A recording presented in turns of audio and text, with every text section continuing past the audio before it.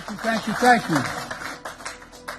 General Galland, Secretary Wormuth, General George, members of Congress. And by the way, one of the members of Congress up here, I'm flying up with him.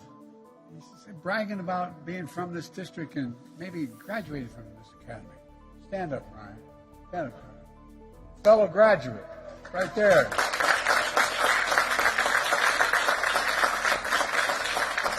Faculty, staff, soldiers, officers, family, and friends, most of all, West Point class of 2024. In 1776, British forces had driven General Washington's army out of New York City. British Navy dominated the coast of New England.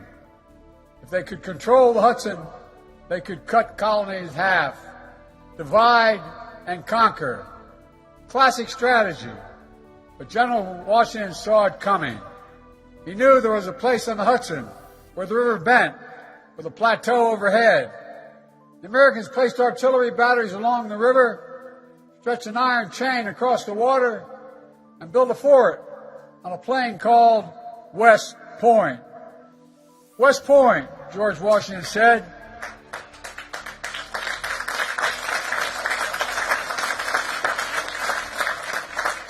George Washington said West Point was the key of America. He was right.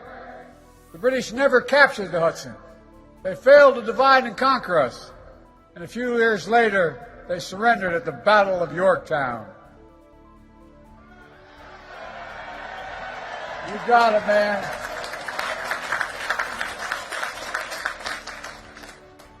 Most powerful empire in the world defeated by an army of ordinary people, driven by the sacred cause of freedom. And I might add, you're about to become full-time members of the most honorable and the most consequential fighting force in the history of the world. That's not hyperbole. Of the world. That's the truth.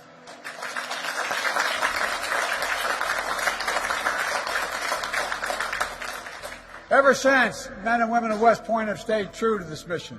Today, 1,036 graduates of the class of 2024 will join the long gray line that has never failed us and never ever will.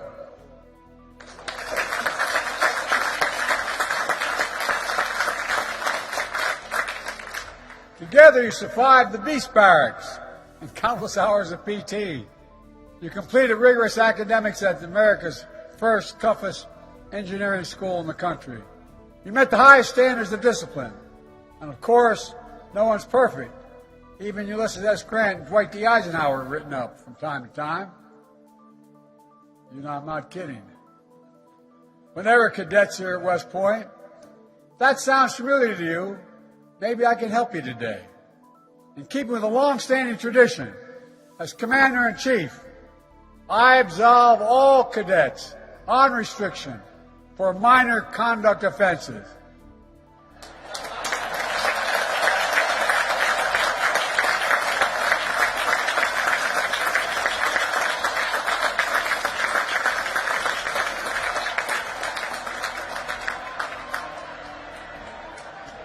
If you have any questions, the superintendent can clarify what minor means.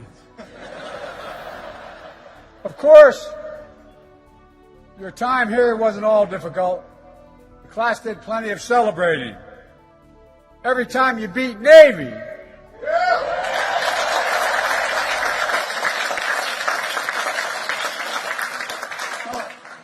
Now look, lots of West Point classes have some wins over Navy, but not every class over a 4 years period beats Navy 51 times.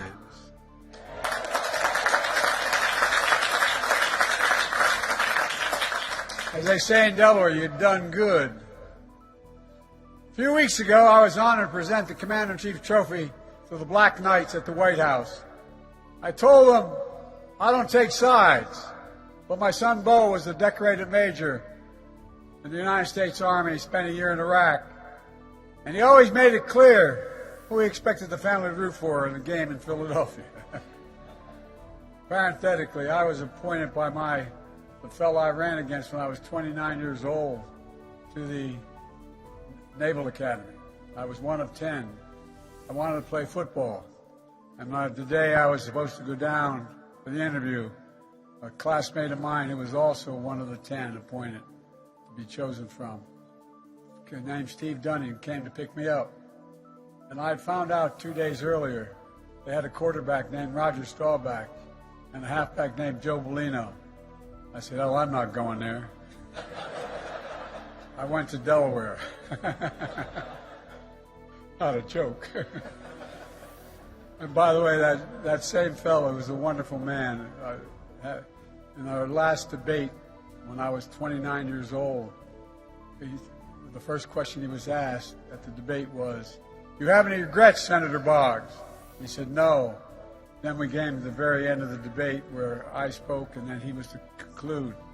He stood up and he said, you know, I was asked whether I had any regrets. I said, no, but I have one. Had Joe Biden gone to the Naval Academy when I appointed him, he'd still have 7 months left on and wouldn't be able to run.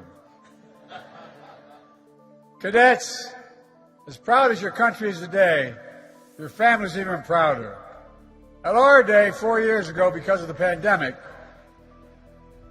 they could not spend the day on post. It was a challenging way to begin the West Point experience. So I'm thrilled today so many of your loved ones get to see you here. To everyone who helped raise these remarkable young people, this is your day as well. Because we know, as the English poet John Milton wrote, they also serve will only stand and wait. Cadets, it's time for you to stand up now and thank your parents. Stand up. Turn and thank them.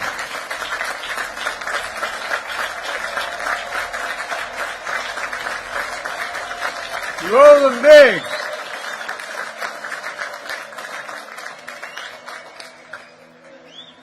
The class of 24, this is an extraordinary group.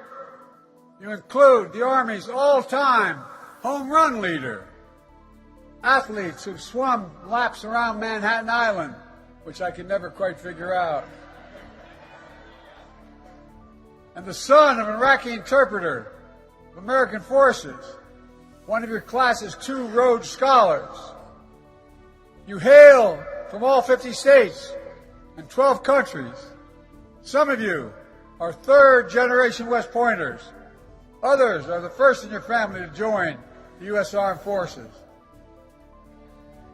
At least one of you has a twin brother graduating from Annapolis this year. I tell you what, I want to be at that family reunion. Every time you show up to the Army-Navy game, I don't know how the hell you're going to do it, but anyway. Look, I wish I could praise every single cadet one by one because you deserve it. You make our entire nation proud, and that's not hyperbole, you do.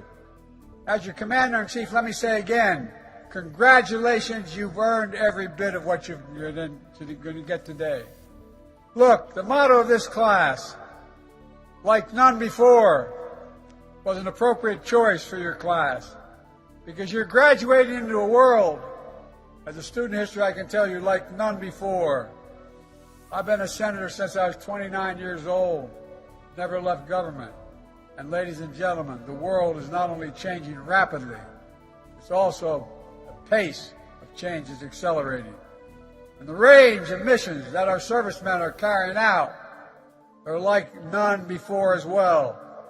There's never been a time in history when we've asked our military to do so many different things in so many different places around the world, all at the same time. Right now, American soldiers are supporting brave Ukrainians in their fight for freedom. Our soldiers are working around the clock to keep munitions and equipment moving by land, sea, and air. They're training Ukrainians in how to use advanced weapon systems like HIMARS, Patriots, and Abrams tanks. And they're sharing lessons in tactical combat, casualty care with Ukrainian medics and surgeons. There are no American soldiers at war in Ukraine. I'm determined to keep it that way. But we are standing strong with Ukraine, and we will stand with them.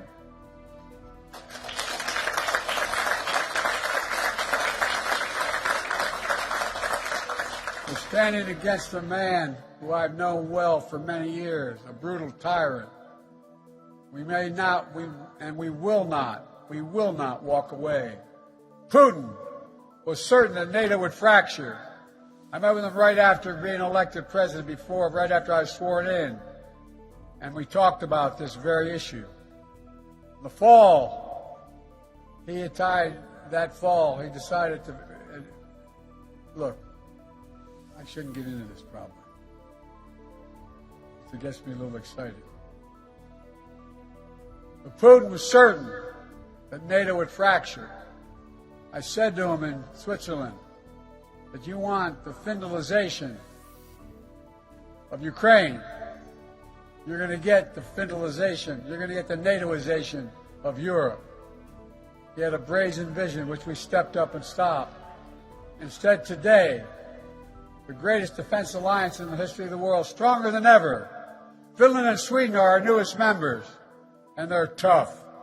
In the Middle East, while we conduct urgent diplomacy to secure immediate ceasefire that brings hostages home, our Army and Navy have deployed a temporary pier on the Mediterranean in record time to increase life-saving aid to the Palestinians.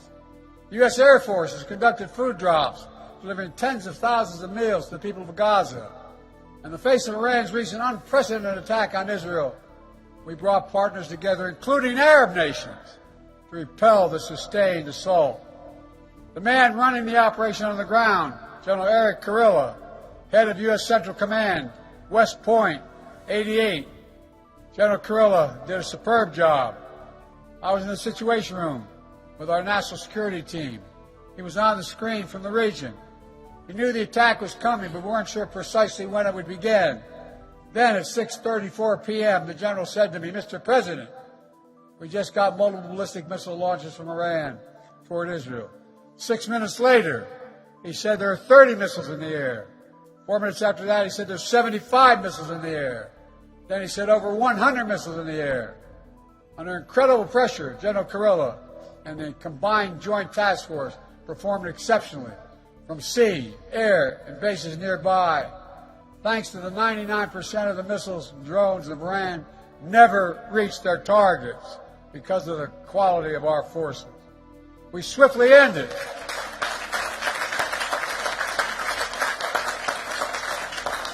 We swiftly ended what could have been a devastating attack, and we de-escalated the conflict when it easily could have gone the other way. On the other side of the world, in the Indo-Pacific, we deepened our alliances.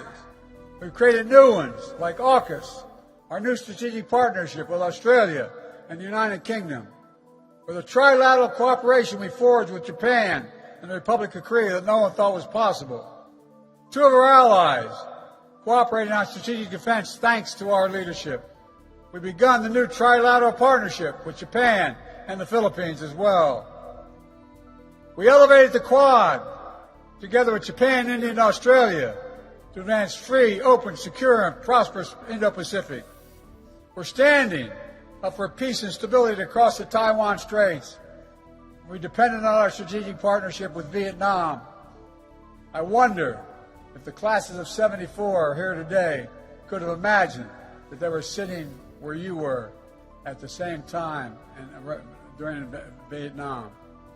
The upshot of all this, across vastly different regions and very different challenges, our women and men in uniform are hard at work, strengthening our alliances, because no country has allies like ours, investing in deterrence, so anyone who thinks they can threaten us thinks again, defending our values by standing up to tyrants and safeguarding the peace by protecting freedom and openness.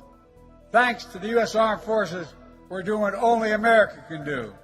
As the indispensable nation, the world's only superpower, and the leading democracy in the world. Never forget, America is the strongest when we lead not only by our example of our power, but by the power of our example. You can clap for that.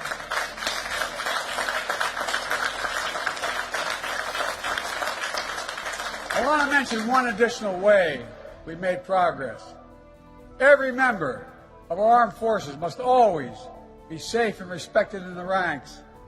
For the first time In nearly a decade, rates of sexual assault and sexual harassment have gone down across the active duty forces. It's long past time to end the scourge of sexual violence in the military, once and for all, and we can do this. Cadets, make no mistake, there remains a hard power world. You can't draw any other conclusion when powerful nations try to coerce their neighbors or terrorists attempt evil plots. That's why I'm making historic investments in our military, overhauling our defense industrial base. For decades, America has had the most powerful military in the world. And that happens because we choose to make it happen. I have always been willing to use force when required to protect our nation, our allies, our core interests. When anyone targets American troops, we will deliver justice to them. That happened earlier this year when 3 heroic members of the U.S. Army Reserve were killed in an unmanned drone attack in northeast Jordan. In response, we launched dozens of successful airstrikes against Iran-backed militants, and we'll never forget to honor the memory of those warriors who gave their lives in the fight against terrorism. Cadets, West Point has made you leaders of character. In minutes, you'll be United States Army officers. In time, some of you will serve in powerful roles at headquarters, the Pentagon, even in the White House, to confront challenges a previous generation of soldiers couldn't imagine. When that happens, hold fast to your values you learned here at West Point. Duty, honor, country. Hold fast to your honor code, which says, quote, "We will not lie, steal or cheat, nor tolerate those who do," end of quote. And above all, hold fast to your oath. On your very first day at West Point, you raised your right hands and took an oath, not to a political party, not to a president, but to the Constitution of the United States of America, against all enemies, foreign and domestic.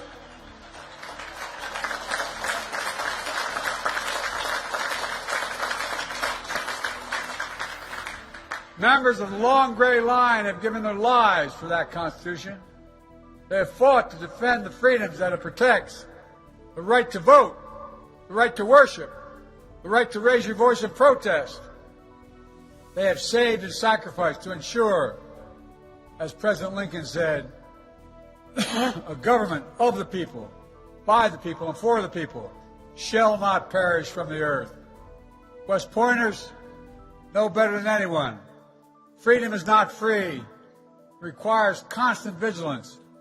And from the very beginning, nothing is guaranteed about our democracy in America. Every generation has an obligation to defend it, to protect it, to preserve it, to choose it. Now is your turn. Remember what over 1,000 graduates of West Point wrote to the class of 2020 4 years ago. The oath you've taken here, quote, has no expiration date, they said. Not for you, not for your country. It's important to your nation, now as it ever been. Keep it, honor it, and live it. Cadets, let me close with this. In the early days of our nation, as General Washington said, West Point was the key of America. Today, you're still the key because of your commitment to protect what makes America, America. We're unique in the world. We're the only country in the world founded on an idea. Other countries are founded based on geography, ethnicity, religion, or other attributes. But we're the only one founded on an idea, not figuratively, literally. And the idea is we're all created equal, deserve to be treated equally throughout our lives. But ideas need defenders to make them real. That's what you, the class of 2024, are all about. Defenders of freedom, champions of liberty, guardians, and I mean this, guardians of American democracy. And just as this historic institution helped make America free over 2 centuries ago, and just as generations of West Point graduates have kept us free through every challenge and danger. You must keep us free at this time, like none before. I know you can, I know you will, for we are the United States of America, and there is nothing beyond our capacity when we do it together. May God bless you all, and may God protect our troops. Congratulations, class of 2024.